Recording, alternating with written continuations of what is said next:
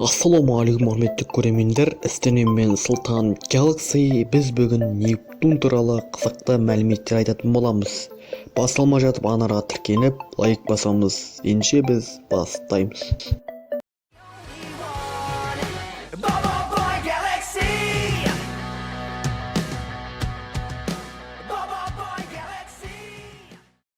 Нептун бұл газ алыптарының ең үлкен ғаламшары және математикалық болжамдардың арқасында ашылған алғашқы планета. Күн жүйесінің 8-ші ғаламшары, өз атауын Рим құдайына жүктейді. Нептун барлық сулардың иесі. Грек мифологиясының оның баласы Посейдон. Бұл алып газы ғаламшардың 4-ші және ең алыс. Бұл сонымен қатар көлемі жағынан 4-ші және массасы жағынан 3-ші. Бұл біздің планетамыздан шамамен 17 есе көп. Нептунның ішкі көрінісі су, метан және сұйық аммиак ерітілген тау жынысы.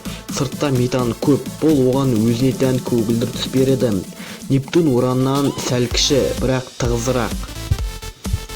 Тіпті Нептунның сақиналары да бар.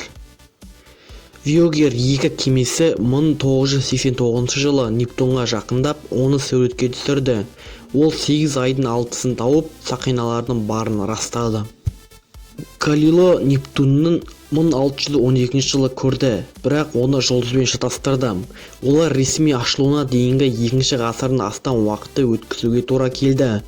Күн жүйесіндегі кез келген планеттан ең күшті желілері Нептун. Олардың көпшілігі айналу бағытында қарама-қарсы соққылар жасайды. 2000 км/сағат жылдамдығы ұлы қара дақтардың жанында өлшенді. Жоғарыдағы суретке Нептунның 1996-2002 жылдардағы көрінісі.